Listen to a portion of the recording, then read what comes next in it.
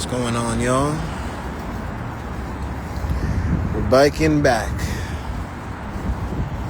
So I'm coming back from playing ball, and before my day gets hectic, we're gonna go in the sauna of the forest. Hopefully it feels like a sauna. It's like a hot pocket spot in Brickell, but it's a forest, literally a forest, a mini forest, literally in Brickell. What's going on, y'all? Today, we're talking about Michael Jackson. We're gonna bring up MJ. You know, when I think of artists in general, there is no one that comes close to Michael Jackson. I feel like a lot of artists forgot the power they hold in this world. And what do I mean by that? Well, if you go Google Michael Jackson charity work, you'll find a page that's going to take you at least maybe 5 to 10 minutes to scroll all the way down. So I ask you, what are today's artists doing? You know, there's work to be done. When you scroll all the way down and you see the work that man has given to the world, and you look at today's artists and you're like, are we really doing enough? What is your art here to do? What is your art giving to the world? For real.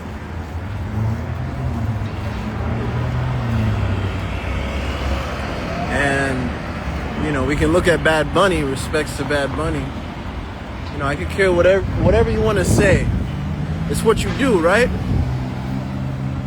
And using that platform to push a connective message, ain't nothing wrong with that. I could care what you say, oh, he's part of the government, blah, blah, blah. At the end of the day, it's what you do in those times. Because, sure, if anybody's controlled, etc., you can be in a situation like that. Technically, Michael Jackson was in a situation like that. But you think he was scared to not go against,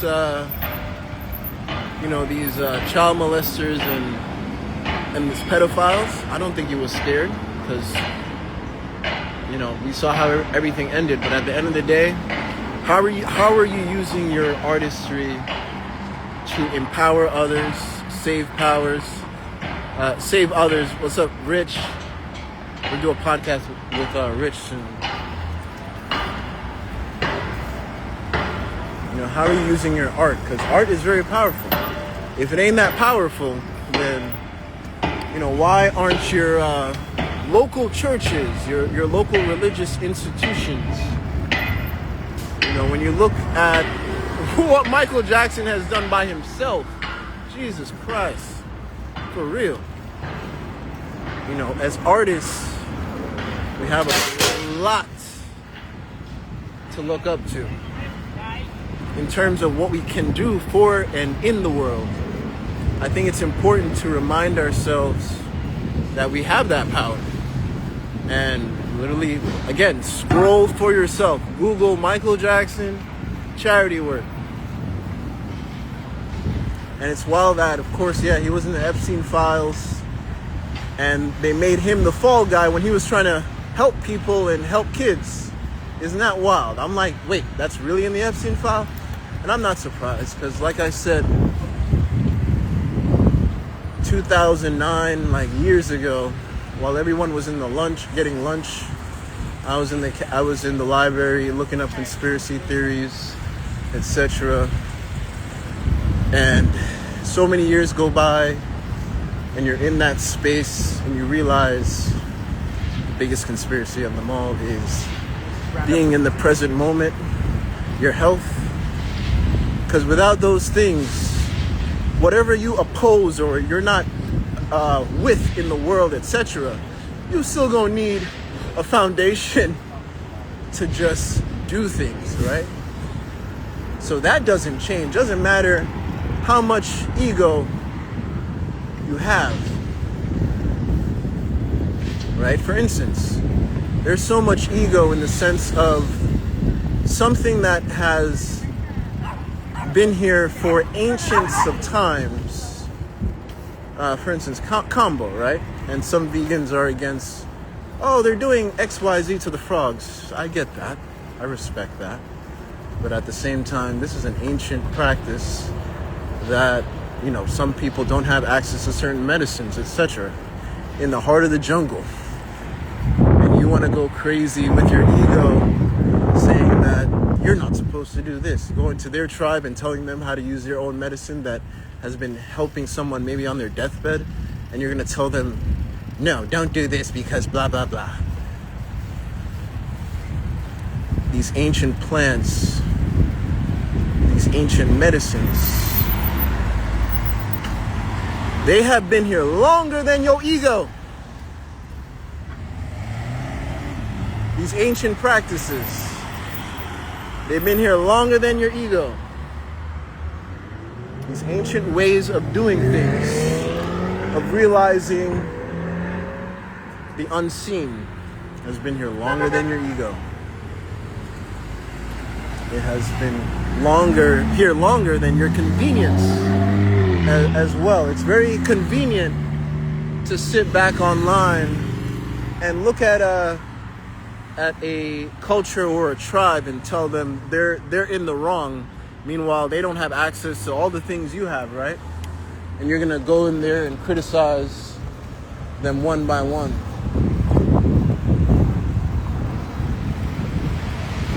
Like, these practices has been here longer than your ego. And if you can't understand the aspect of at least compassion to empathize, then are you truly human? And under the fact that we all make mistakes, right? Are you truly human to have that compassion and that bandwidth? So I think it's important that we remind ourselves of these things, because without that, I think we're doomed. Or I find that a person themselves will be hitting a wall. Perfect.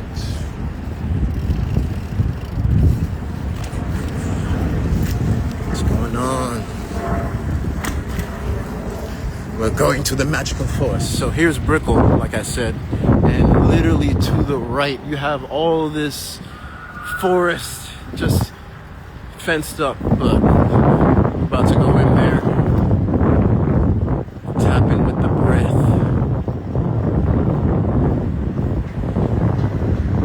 do a little session. But like I said, y'all, stay in the present moment.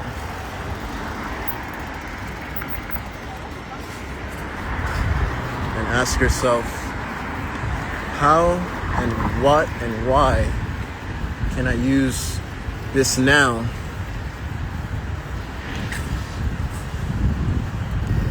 to move forward?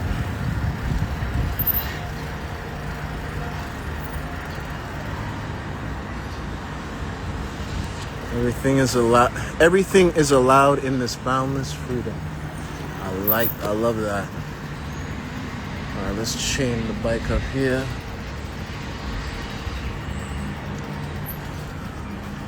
Now, we may do this live right here. I was gonna end it and then do a separate one, but hey,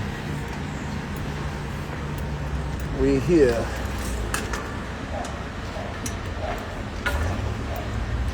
Also, if you want to break the patterns that you may be inducing over and over in terms of a loop, then you have to find new spaces that invoke healthier patterns within your psyche. And that includes the forest. Take it with you. Sir. Huh? Take it with you, you just can't ride it. Oh, I just can't ride it in there? Yeah. Oh, okay.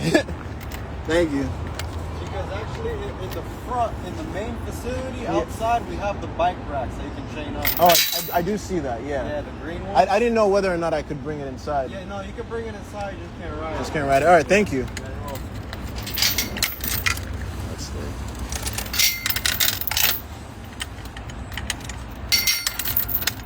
Rider for your safety, actually. Yeah, it makes sense.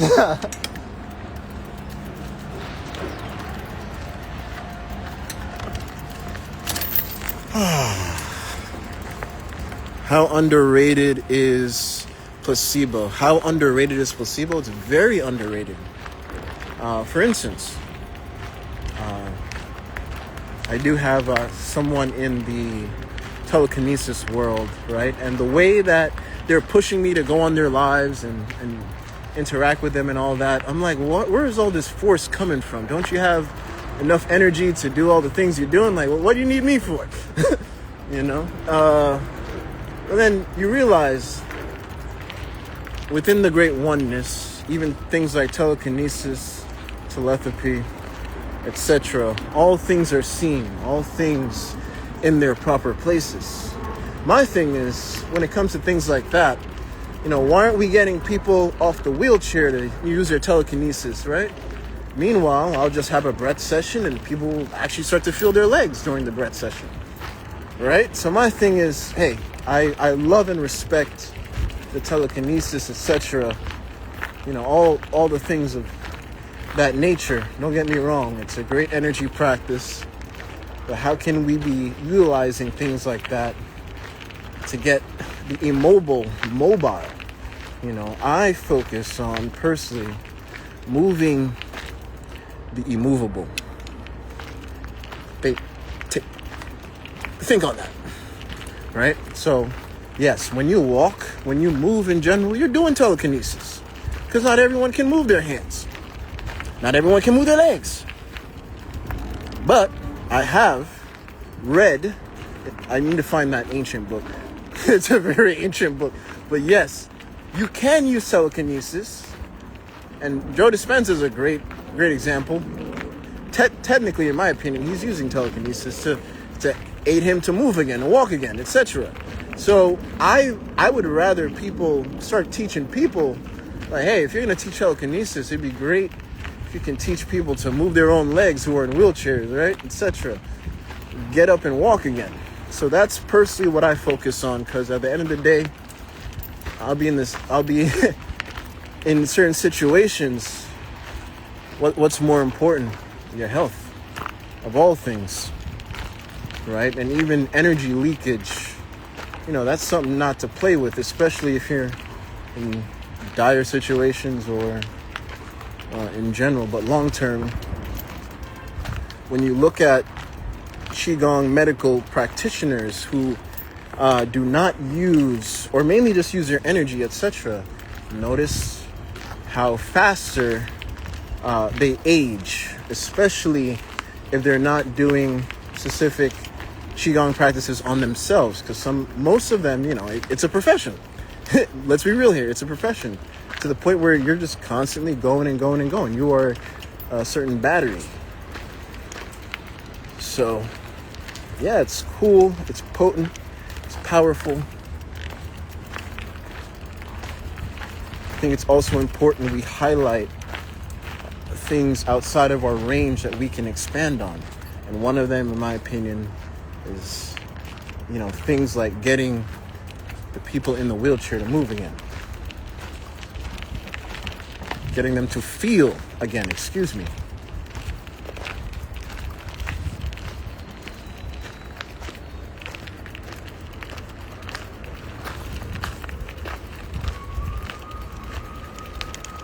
So I would rather that, yo. Because you can get really lost in power. I never want to do that again to myself. I personally got lost in power at certain points. And when you're lost in power, I think you lose yourself in terms of just being grounded. That's one.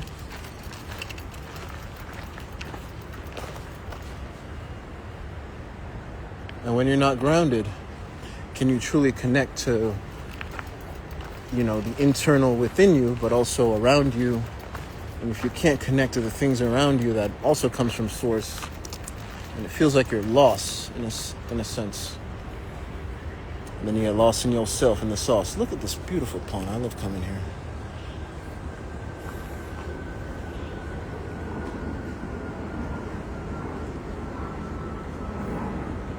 Oof.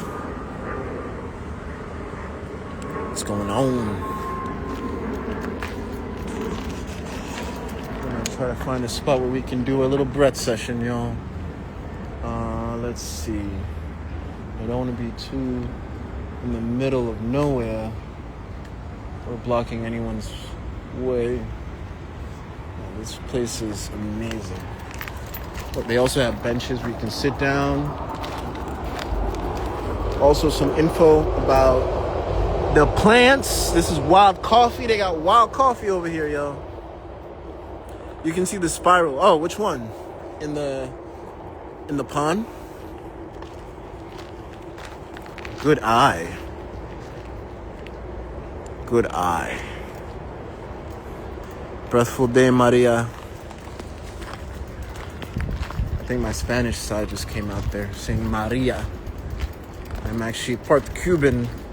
My mom is Jamaican and Cuban, actually.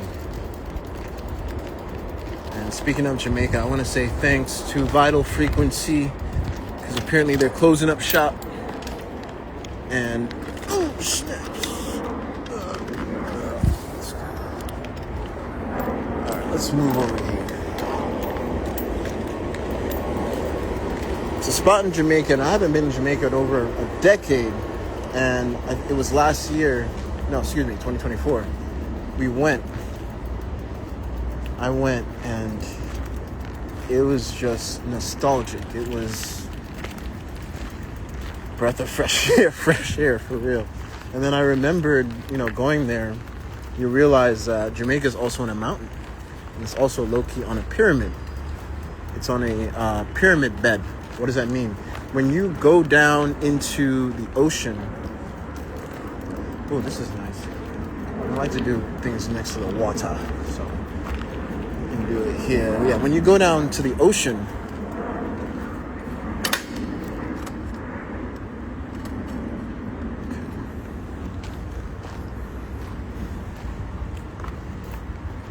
when you go below the ocean and look at the structure of the whole island, you actually see that it's on top of a mountain floor. So it's really on a pyramid itself. Like Jamaica literally sits on a pyramid. So if you go underneath the waters and you see the foundational structure, you tend to realize, oh snap, you can go even deeper and you realize it's on a mountain itself. It's on a pyramid itself. That is literally how Jamaica is shaped. And then you have a whole mountain on top of that, which is crazy. I don't know what is the specific phrase for that. If anybody knows, if you can scratch that out of the ether. Let's get this going.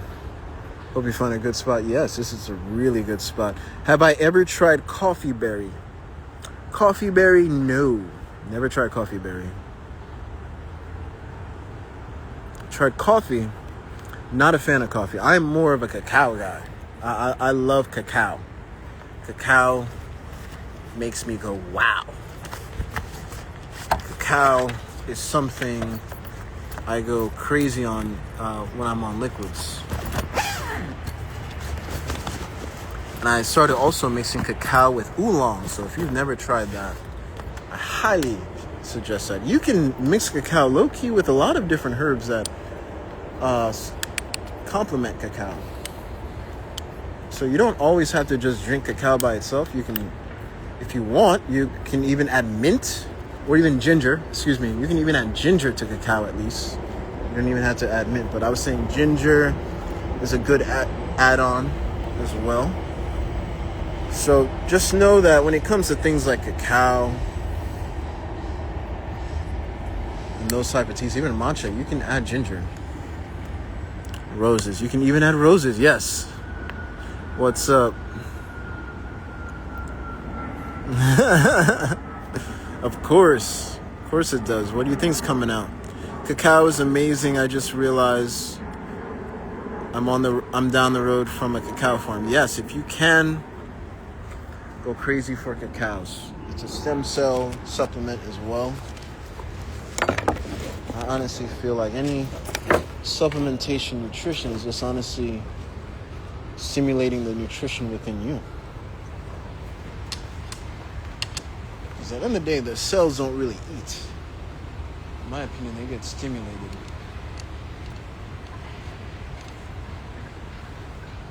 And I'm not talking out my ass here. Cells actually do not eat food as you know it. You know, everything is converted at some point.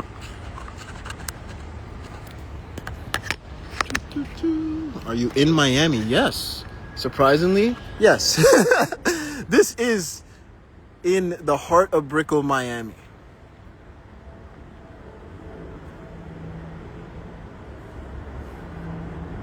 It can get a lot of, you can get a lot of greenery in random spots of Florida. I think it's one of the most underrated things here in Florida in general, or Miami if you want to say that. But we have a lot of botanical gardens. We have a lot of springs that people don't realize is like super, super healing for the body. You go in there, your skin is glowing, but beyond that, you actually feel the difference. I was surprised that in America that the spring still exists. That I'm honestly surprised in a place like this still exists. And I think it's important that we realize that these things exist. Okay, there we go. All right, we found our spot.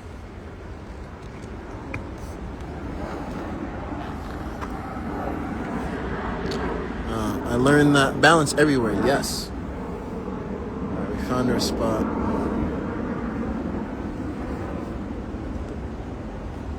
Look at the spirals in the ocean, or in the pond, excuse me.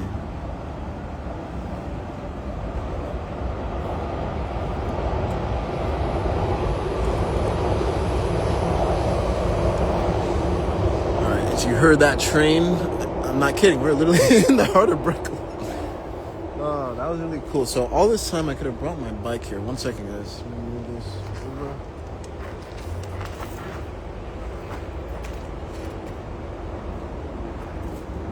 Got people walking by. They might join us. So today's topic is the sound of your breath. Music. We are living in a world filled with music. From the sound of cars, from the sound of doors being slammed, from the sound of honking, from the sound of construction, from the sound of people yelling random things, from the sound of, I can go on and on. But realistically, when you look at all those sounds, and if we know sound can influence water, right?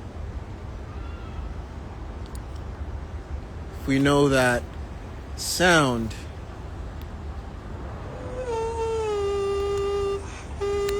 creates shape. I don't even know if you guys can hear the sound. Let's replay that.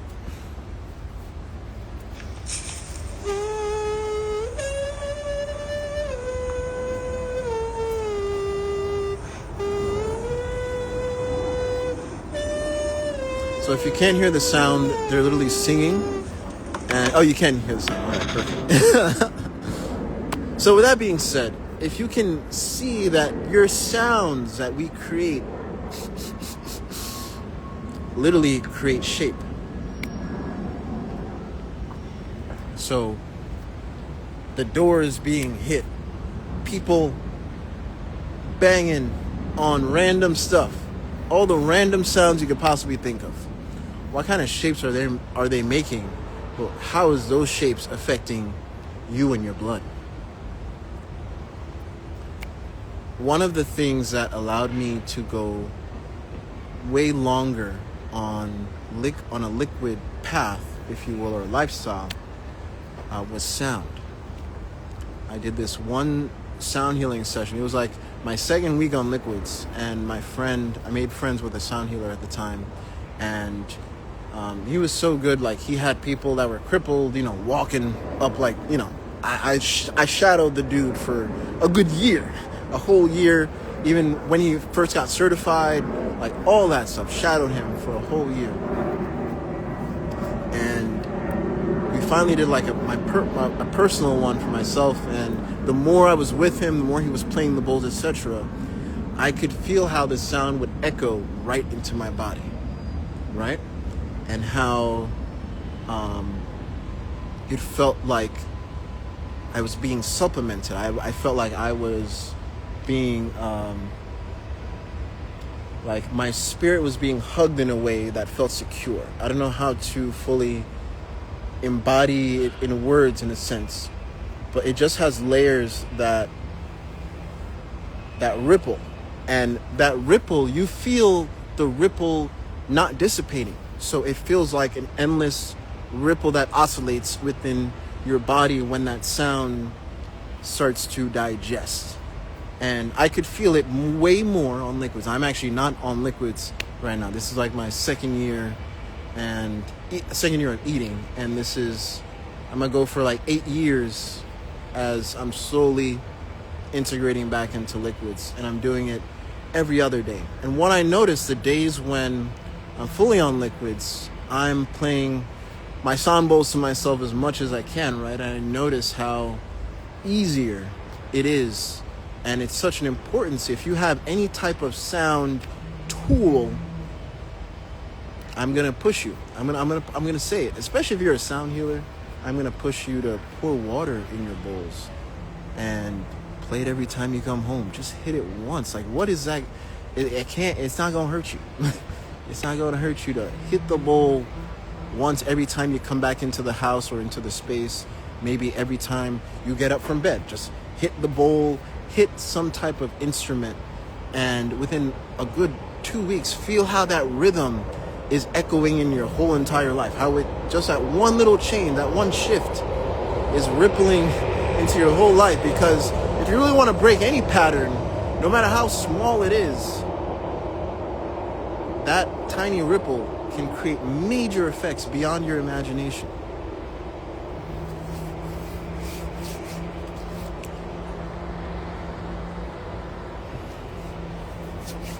The circular saw workplace. I don't know what shit forms it. I don't know.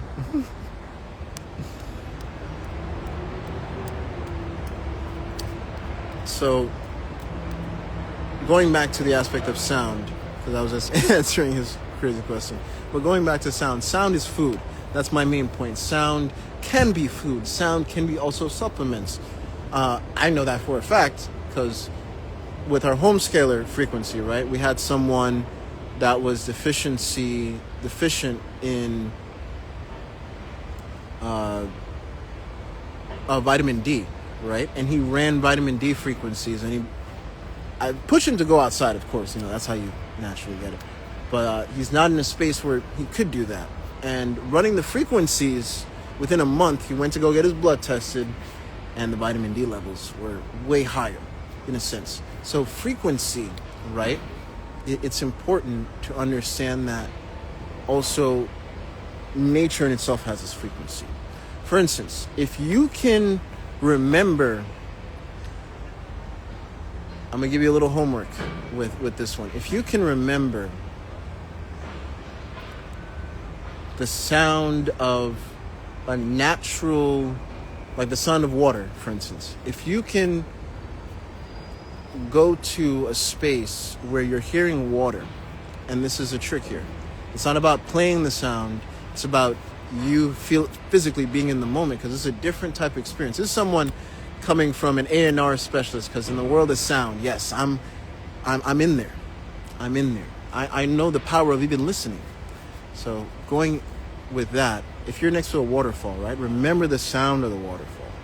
If you can echo that sound within your mind's eye for as long as possible, you'd be surprised what that does internally. If you can echo the sound of a sound bowl or whatever instrument you want to use, like you hit it live in real time yourself, etc., experience it live in real time, and then run it as much as you can subconsciously, you'd be surprised and realize how much these frequencies are attached into our lives, interwoven into our lives, more than you realize. You're surrounded by it 24/7. Life is music. There is no such thing as silence, even in itself. You go to the most silent room in the world where you can't hear a decibel. You'll start to hear your blood moving. You'll start to hear your bones crackling. You'll start to hear your your organs gurgling up. Go look it up.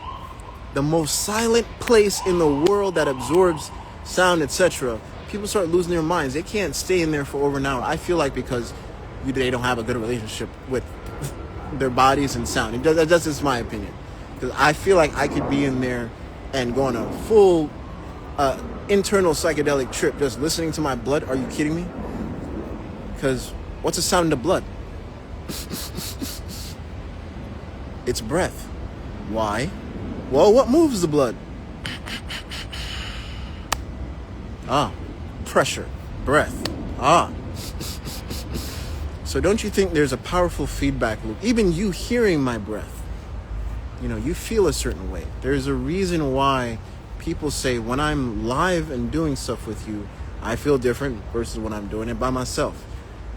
I totally get that. And I push people to do it by themselves, obviously, especially when I work with you one-on-one. We get a rhythm going, etc. I get to know your everyday life, and we go at in a practical way, and we honor the fact that meditation is not just being still. Life is the meditation. Life is the sound healing. Life is the sound bath. So one of the affirmations I personally love to use when it comes to sound is the sound of my breath is healing. The sound of my breath keeps me centered. And whatever you want to affirm with that, do it. It's the sound of your breath. I don't care what religion you reside in or believe in. Your God gave you that breath. Whoever you want to say God is, your God gave you that breath, right? And it's there every second, every moment. So how are you connecting with the breath that you've been gifted, where somebody somewhere did not get a chance to experience, or somebody somewhere is having a hard time even breathing? I played today, first time where my ankle was I think it's a bit sprained, to be honest with you. And I'm there playing, and as I get more warmed up into the game, and I'm kind of limping, as I breathe into it, tongue on the roof of the mouth as well to help with the pain. Because your tongue stretches all the way down to your feet. So I'm like, all right, if I'm in this much pain, here's a beautiful thing. You can redirect your pain, and I want to show you or share with you how you can redirect pain with pressure. I actually learned this somebody in the military, that my babysitter son was in the military, and I slammed my finger on a door when I was a kid, and he was like, it's gonna hurt, but I need to squeeze it so you can feel the pain so we can heal faster. I'm like, what? And at that time I didn't realize, but looking back at it, that's a form of padai in a sense, or padalajin, where it's tapping, right? Tapping. And tapping the body, it's not ETMF or whatever they want to call it. It's a form of that, sure, but it mainly came from an ancient practice called padalajin, where you're tapping the body. And when you're tapping the body, you're creating a biofeedback. It's not just you're tapping here and here, but it's also, yes, where consciousness also connects and focus on as well. So that's also part of it. But there's a biofeedback when it comes to sound. And that's also what breath fingerprinting is about. So if I'm taking a long inhale, let's say you have a shoulder pain right now, right? Or anyone with shoulder pain. If I take a long inhale and I exhale and I'm tapping my shoulder, the person in shoulder pain will be actually way more responsive than somebody that doesn't have shoulder pain. So if you know someone with shoulder pain and they're listening to this,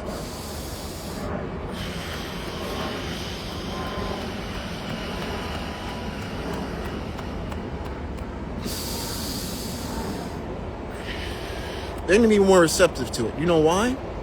Because I don't know how severe that shoulder pain is, but they themselves may not be able to breathe as long or even tap as hard.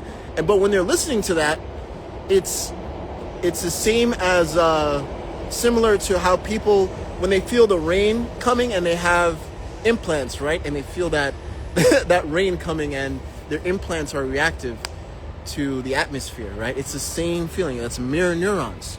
Your body doesn't know the difference between another human and another human. All it knows is human.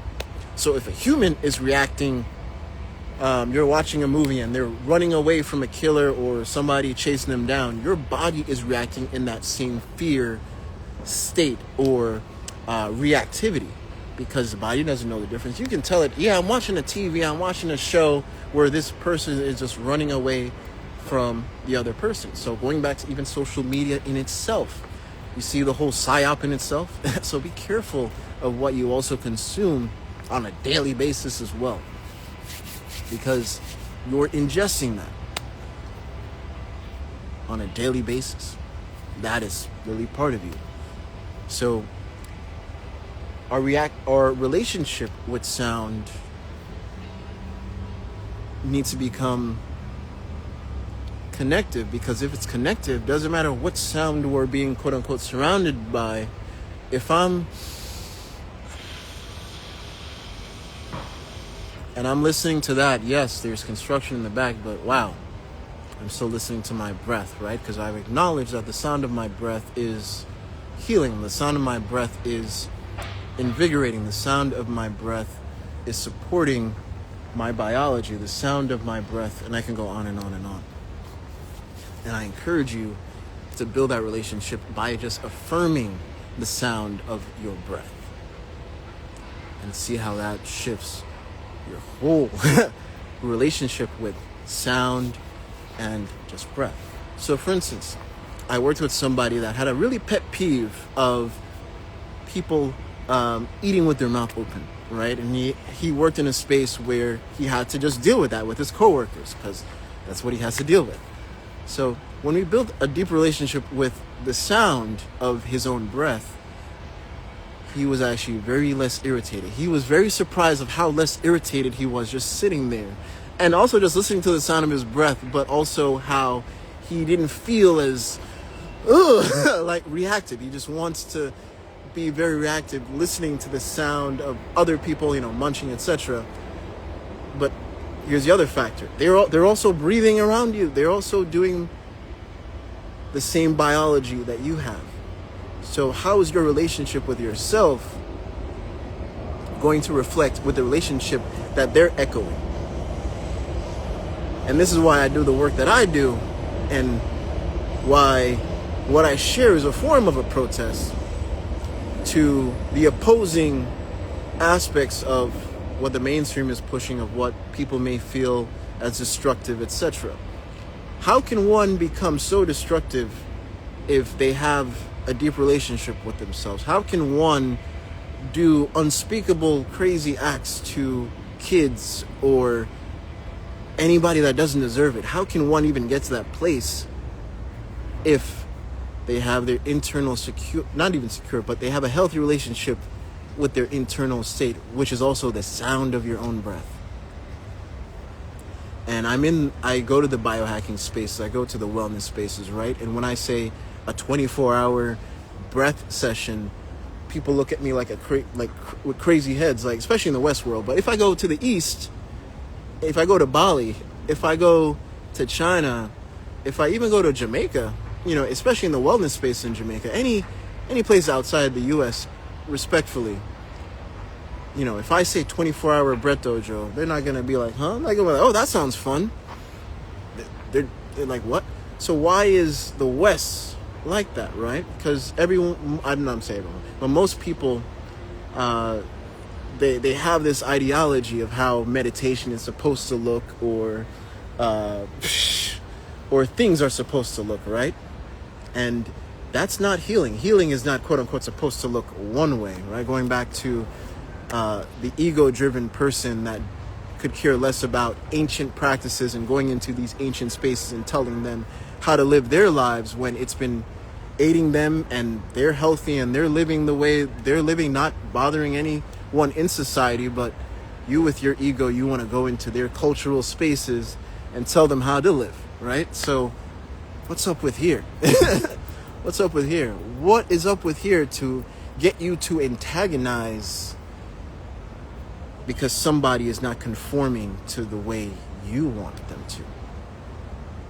You're not supposed to have any control over that. Like, why waste energy with that? Right? You have, if I'm the quote unquote CEO of billions, millions of people, my mindset would be how I can actually, honestly, it would be the Google mindset. Respectfully, I know Google, whatever. But Google, beyond what you guys want to say, Google was one of the first companies out there that wasn't afraid to be like, yo, we need all our workers to be chill, relax, have a healthy space to work. Because why would you want to go to a space where you feel tormented, you feel confined into your true capable self? How can a company even expand after that? They can't. They're going to hit roadblocks because internally, they're going to hit roadblocks because what's running the whole thing? Humans.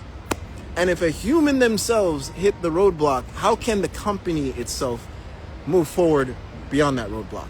So if everyone internally acknowledges the roadblock that they're dealing with, etc., and they're authentic with themselves, as they go in the workspace, it's going to be easier to be authentically relatable and do the work you're supposed to do, etc., and expand. You know, I've been part of programs where we can see it night and day when people have way less, not even stress levels, but I would say way more connectivity to themselves internally with the sound of even their breath. The workspace is more enjoyable, less complaints, and more work done, but not even that. Faster work done. It's like people are in such a state where things are in a flow, and when things are in a flow, things go in the direction it's supposed to, or that you want it to, in terms of progression. Yeah. So we're going to end this off with the sound of our breath and the sound of our heartbeat. So as you're inhaling,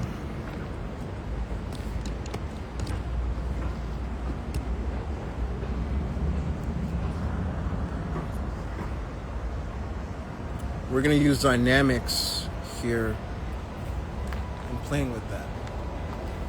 So as you're exhaling, you're going to tap your heart.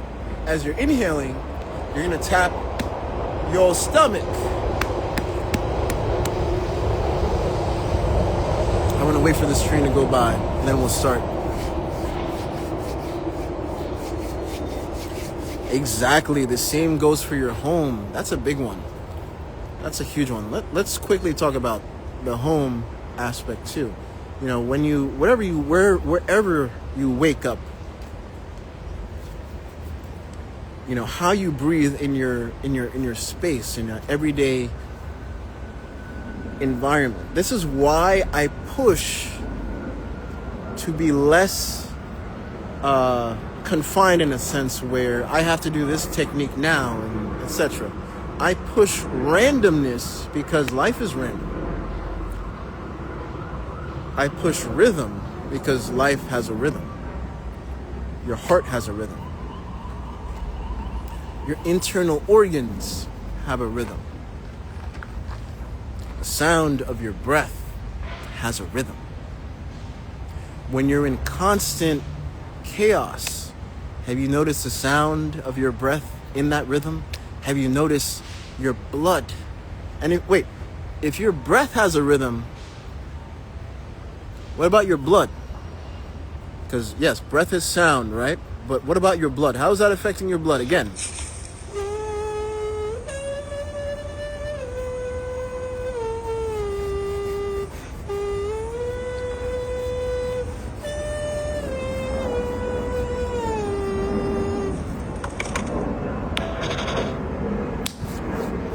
So with that being said, let's build up some rhythm so we can affect our blood. So we're gonna build our rhythm we're gonna start from 1, and then we're gonna go to 2, and then we're gonna go to 3. So what do I mean? 1 inhale, and this is 2 inhales. Let me exhale first. 2 inhales.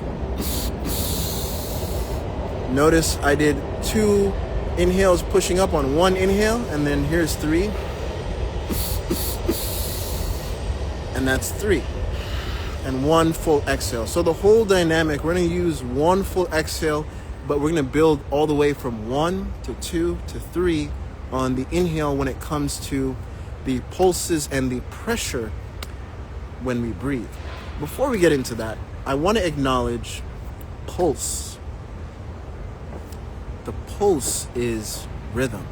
You see, I'm pulsing my breath. Even if you do 1 inhale, 1 exhale.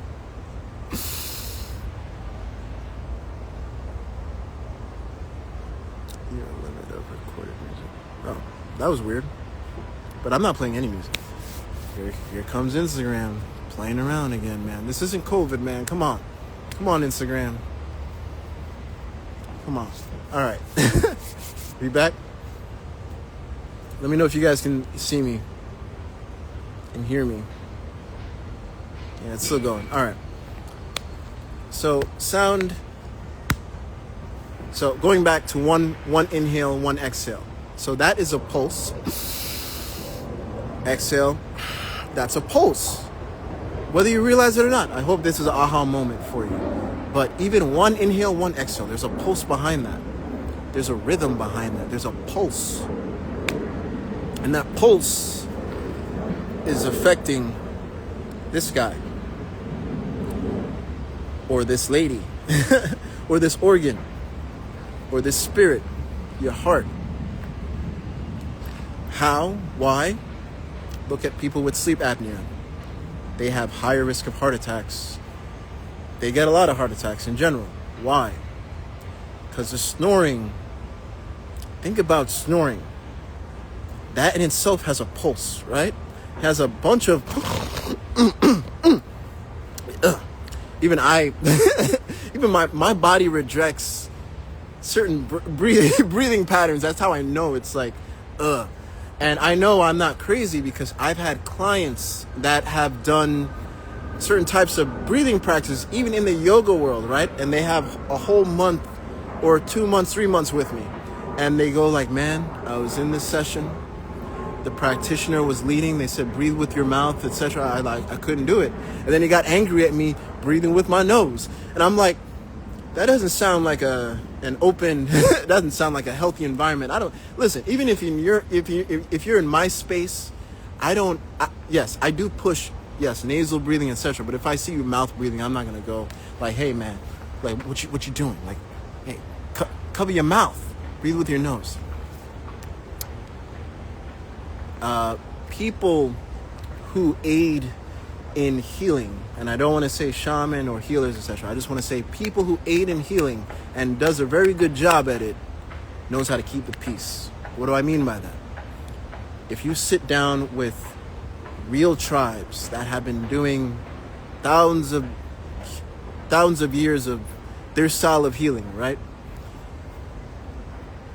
And I hope they're not I would say Westernly influenced. If they're not Westernly influenced and you find a genuine tribes like that, they're still out there till this day. Yes, they are.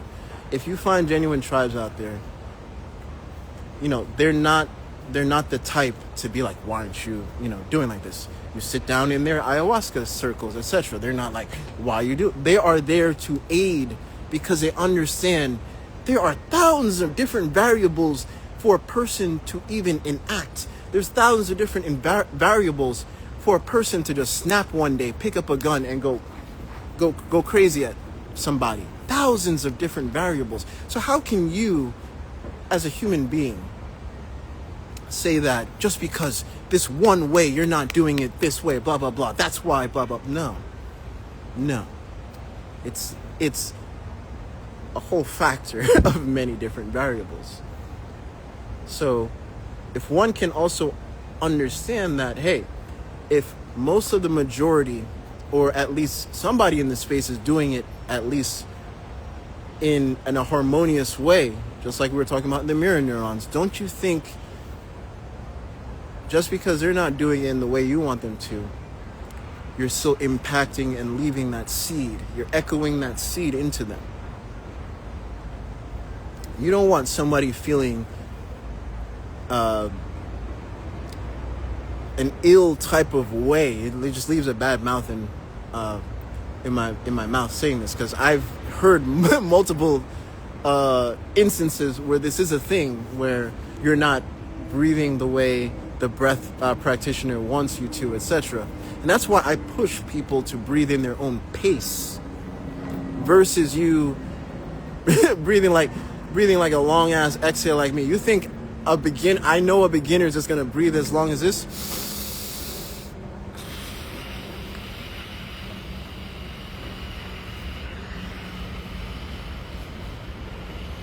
I'm still going.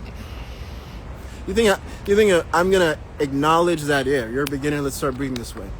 You breathe as long as that. You think I'm gonna acknowledge that? Hell no. I've witnessed everyone breathing in their own different pattern, own different wavelength, right? I've witnessed this, especially our scalar plasma events, where everyone had a scalar projector in their hands, blasting it, and we're breathing in coherence, right? Everyone's breathing at their own pace. At a certain point, I kid you not, the whole crowd, the whole room started breathing all at once, in unison, by themselves. Now I'm talking things, the untalkable, blah, blah, blah, unspeakable, but it's a rhythm. And it's a human coherent rhythm. And understanding that, feeling that, we live in the war. We're living in a war of rhythm. Because if somebody had this type of rhythm and it was in a public domain as big as the presidencies, etc., world leaders, etc., do you really think certain actions that's being taken place today, monstrous, unspeakable things, monstrous things being, put out in the world, do you really think those people in charge, if they had the coherence within, would do the things that they do? Remember, whether you believe in the story or not, it's a well-told story. His name was Yeshua, Jesus, whoever you want to call him, spoke his truth, telling people or helping people to be like, hey, can we live in coherence? Nah, put him on the cross, nail that man. Let's do this. We don't want to live in coherence. We don't want to live with nature. There has always been that side of the group. This ain't nothing new. Epstein ain't nothing new. We can name a whole list of things that are not new. And it's something to remember that humans are not new. We've been here for thousands of years. So let me be a reminder that the 1% that you see. Oh. All right, I'm getting calls. So you know what that means. Things about to get busy. It's only 11. All right. Let's tap in with the breath. Hopefully you guys can hear me because I've been getting calls. All right, put it back on Do Not Disturb. So let's end this with a breath session. Yeah. Coming back to source, even that word, right? And before we get into breast session, one last piece. Talking here, but Putin, I think it was Putin, and I don't know the president of China, excuse me. So it was Putin and the president of China. They're walking, and they're literally talking about immortality on a hot mic. You can go look it up. They're talking about immortality on a hot mic.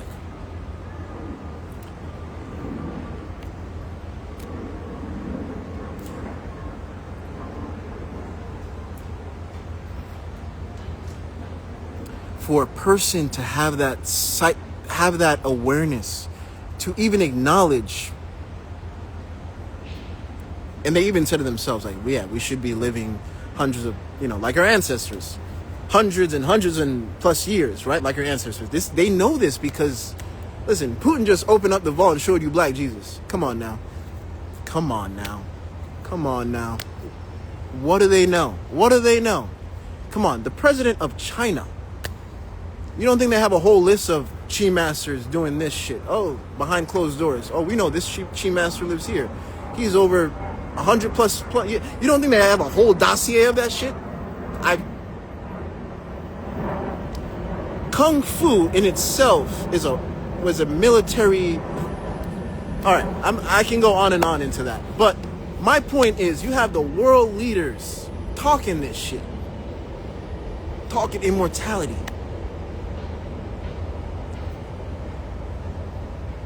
How can one have such a consciousness to that point and be okay with pressing a button and killing thousands of people like I don't care? Again, power. Not obsessed with power, but I think lost in power. I don't know. And all due respect, yes. Yeah, I personally have seen Putin himself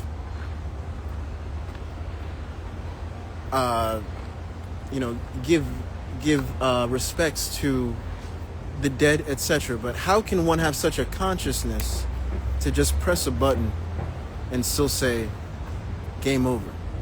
I don't care what world leader you are, etc. How can you still have such a consciousness of compassion, etc., to do that? Meanwhile, every world leader till this day right now can press a button and feed everybody. Michael Jackson. We're going back to Michael Jackson again. Michael Jackson did something for world hunger. One man by himself. So all the artists that follows me, etc., I think it's the energy of rhythm. I don't know what it is. I think it honestly is, because I'm making music with my breath every day, and to the point where I'm sitting next to Omarion's, and Omarion's over here singing. I'm like, what is going on with life? How did we get to this point? It's rhythm. Music. We live in a world of musical rhythm. So as an artist, please don't forget your power in this rhythm of life. And please remember, and I'm going to push you, go Google it yourself, Michael Jackson charity work. Press that link and tell me how many minutes you got to scroll all the way down to see all the charity, all the homeless, all the different countries, since he was a teenager, giving millions away. Like he's a church. Like he has a trust going. Oh, you don't think you don't become that powerful of an artist and not have powerful lawyers? Have powerful lawyers that may have their hands dipped into the political realm and not know about trust law, and not know about sovereignty, and not know about how we can print money out of thin air if we wanted to. Technically, all your churches, all your synagogues, all your mosques can technically do that. Why aren't they beating world hunger till this day? And they can literally print money out of thin air. Those little donations, that's just to keep things running. But meanwhile, they can go to the bank, get thousands of millions of dollars, etc., like Joel Osteen Church, and close it up during a hurricane But then, hey, when you're getting pushed to the wall, then you open up the church. Man, you can buy 500 churches with all the money you have, etc. Well, like how and why did we get to this point of all that power? Why is it not being echoed around in certain spaces, right? And when the homeless goes to certain spaces, certain churches, they turning them away. Go to the homeless church shelter over there. I'm not saying all churches do that, please. I've seen churches, yes, give back to the homeless and do their part, but I'm talking for those mega churches, etc., especially those ones flying private jets, etc. Like, come on now. Come on. You don't have access to trust law, especially, touching back into the artist world. Even those artists can literally operate. All those big artists you see, some of them also do that. We the Best, like DJ Khaled, for instance, here in Miami, right? We the Best Foundation technically does that with respects to what he does. With all, you can say whatever you want, etc., but with respect, because he doesn't have to do it.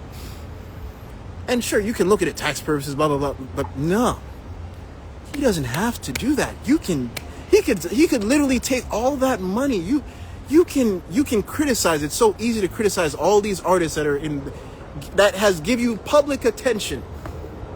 That don't need to do that, have all the money in the world and could stay away from society, not be on this platform for years. You can criticize them, you can say all they want, but some of them are doing charity work. Yeah, some of them are feeding not the best foods or whatever, but they're still giving. Can you acknowledge that? Can we spend the time to acknowledge these little acts that, hey, some of these artists are not as big as Michael Jackson. So, hey, I'm not going to put y'all and say like, hey, you need to be, this is the standard, blah, blah, blah. But I'm just saying what is possible here. All right? Because all these artists can technically operate as churches. And I'm going to put it to you like this. What people don't even know. You can even take out a loan for an album. I learned that last week, meeting with these credit people. You can take out a loan for an album. Did you know that? So when I learned of how the music industry operates the way it does, it made sense that Michael Jackson spent no time wasting. He was like, yeah, I could have all the Neverland spaces, etc., but no, I'm not spending my time wasting anything when I can use all my power to help feed the poor, but I'll still make my money still. There's enough money to go around. That's the point that I'm making with Michael Jackson. There's enough money to go around. And he made that his point, and he used that to the most possible potent way that he possibly could. You see him buying $1 million of artwork, etc. Meanwhile, you don't know that he'll take a loan against that artwork for millions of dollars, etc., and then go give it back, but also pay himself at the same time. And that's why he loved it. It became a passion for him because he realized, oh shit, I can get an art piece for millions of dollars, take out millions of dollars against it, pay myself, but wait, I can get back to charity and give a tax write-off or whatever, etc. But on top of that, I'm actually really giving impact. I'm actually going to these hospitals. There's tons of videos of him going to the hospital, etc. And again, you can keep on scrolling for over at least 10 minutes. You're gonna have time scrolling on that charity work. So all these big artists out here, you can do that. You can. Michael Jackson's lawyers, all those people, instead of you being an artist trying to get with his sons and daughters, etc., ask them, can y'all give us the blueprint so we can make more bread, but also more bread for our communities? And you're also starting to see that, no cap. Even like La Russell, for a great example. Russell's a great example. Russell, he in my opinion is becoming that in itself, whether he realized it or not. But it's becoming like that because you're generating so much resources and you're learning to circulate those resources where you can now not just pay yourself and be well off, but around you in real time. Keyword, he's not, going out, yo, who need my help, blah, blah. Nah, it's real time around. Like, it's real time happening. That's art. That's the power of art. And art, unfortunately, can be used in a good and a negative way, but let some of us at least be a reminder to others how powerful art can be in the aspect of healing, in the aspect of progressive outlook into the world. Because remember, even Putin, even your world leaders that still press the button to kill, and being able to sleep at night with a smile for some reason, it's beyond me. But those people still listen to music.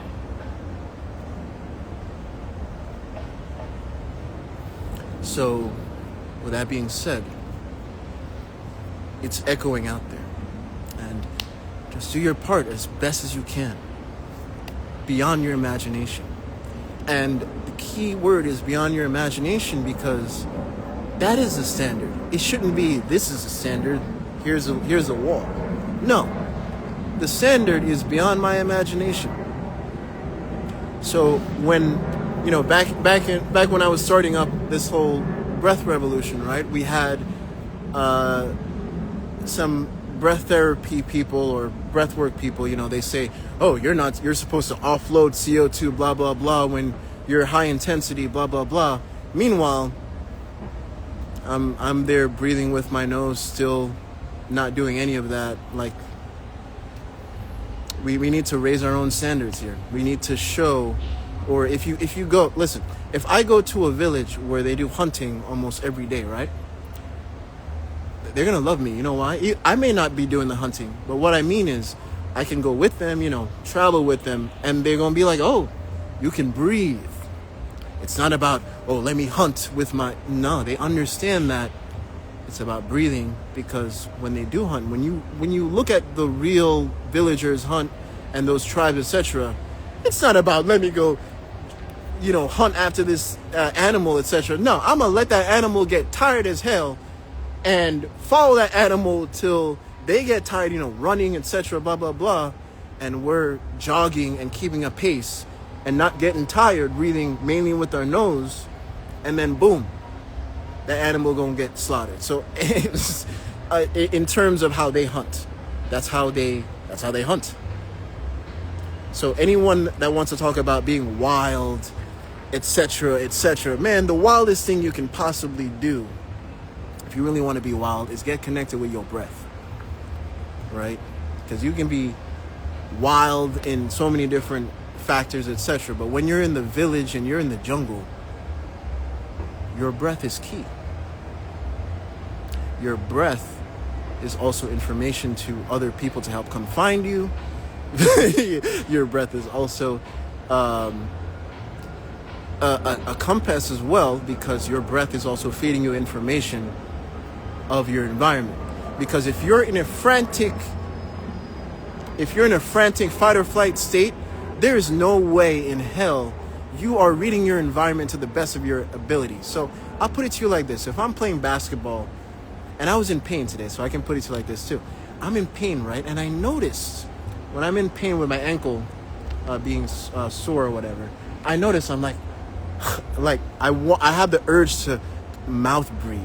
And I'm like, wow, you see? Let me actually build up pressure here and send that pressure and that fresh pressure to wherever my ankle is aching. And I noticed when I stopped mouth breathing, because I got to the point where I was like about to like mouth breathe, and I stopped myself, and I noticed when I started breathing more consciously with my nose, yes, the pain started throbbing some more, but I realized, just like that one time with the army, my army friend, the military dude, he was like, squeeze so you feel the pain a lot more, but it's going to heal faster, etc., right? And it clicked on me. I'm like, wow. As I'm breathing into the pain, or at least I'm breathing into that area, I'm also breathing, you can say, adrenaline into that area, or Stem cells also into that area. Because even right now, which is very weird in itself, I don't feel as much aching. And I know it's not adrenaline at this point because I've been talking and I'm chilled out. My lower back doesn't even ache. But that being said, let's tap in with the breath.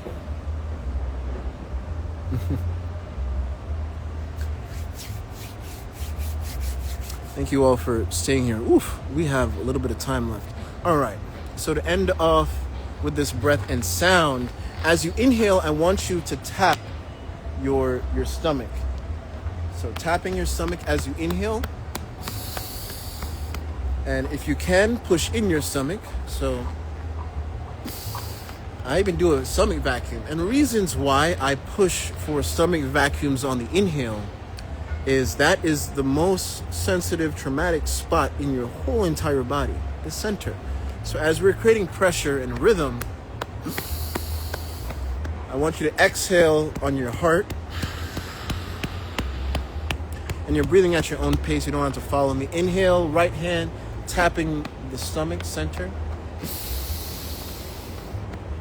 Other hand, left hand, tapping the heart as you exhale. And now, as you're hearing and inhaling,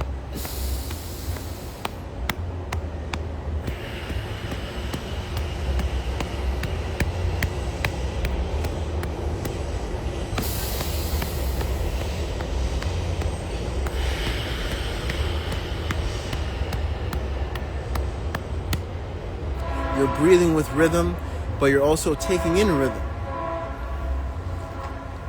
So if you were to do that with other parts of your body, of course, it's going to feel different. So inhale, we're still tapping the stomach. Exhale, tapping the heart. I'm breathing only with the nose, following where the breath goes. You don't have to follow my pace. Breathe at your own pace.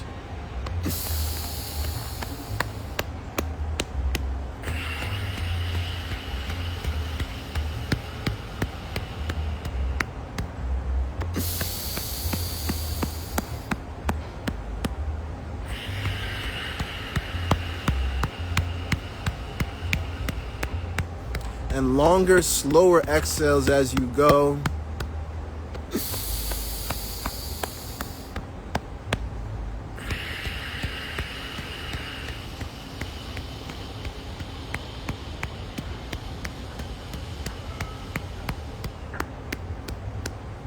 As you hear the sound of my breath, may it aid in your breath getting longer and longer.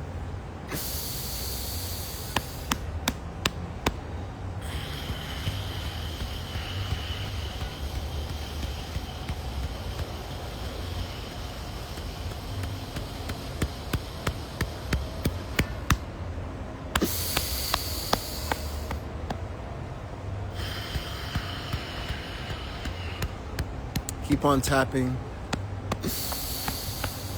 I do want to say, when you're tapping, especially if you can go next to a tree or in a forest area, the sound is echoing, and it's echoing back and forth because the trees are also breathing, is it not? So there is feedback resonance, especially if you do this in a cave, there's feedback resonance. And when it comes to tapping and Paidala Jin in these ancient practices that was used for healing, the original PEMF, in my opinion as well. When it comes to that, they understood the sound aspect. That's why they did it in caves. That's when you learn. I don't know how to say his name. Xian Shan, the Chinese guy who brought Paidala Jin to the Western world and really made it popular before they got him or whatever, right? And then you see everyone's starting to tap now, right? But before that, he met a bunch of monks that taught him in the caves. That they were doing it specifically in the caves. Why? Because they were also fasting, by the way. So, also what I said, sound is food. Sound is also food. Let me say that one more time. Sound is also food. So they understood. They're making all that sound. Imagine a whole bunch of monks in one area, tapping, and you're just taking all of that in. Meanwhile, also, these spaces, especially the caves, are filled with ions, filled with resonance. Jeez, Louise. It's powerful when you do these types of practices in nature. So, or next to a tree. Find a tree. Even if you're in the heart of the city, find a tree. I only got 1% left. So, as the phone is dying off here, find a tree. Find a natural beacon to do your practices next to, and have fun with that. So do the tapping randomly throughout the day. The tapping is great, sound-wise is great if you also play sports. While you're on the field, tapping your body. When I'm playing basketball and I'm on there, bro, I'm tapping my knees as I'm exhaling. I'm tapping my knees in game time, in real time. While people are bickering over the ball or having disputes over who should get the ball or whatever, I'm over here like, y'all can go at it. But while y'all going at it, I'm over here heal and replenish my chi. So I'll be like a ninja on the court so you don't see me. I didn't make that happen. Here comes the rhymes in divine time. Peace.